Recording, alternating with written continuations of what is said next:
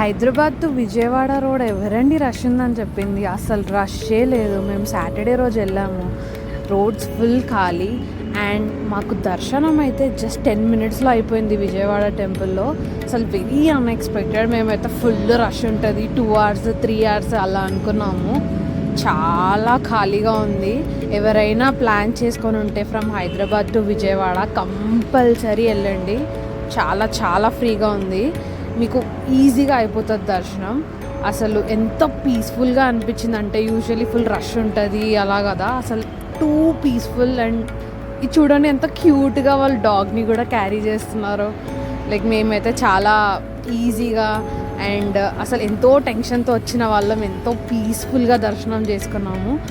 మీ friends ఎవరైనా ఉంటే పక్కా తెలంగాణ నుంచి షేర్ చేయండి ఈ వీడియో, ఓకేనా? Bye and like, share, subscribe.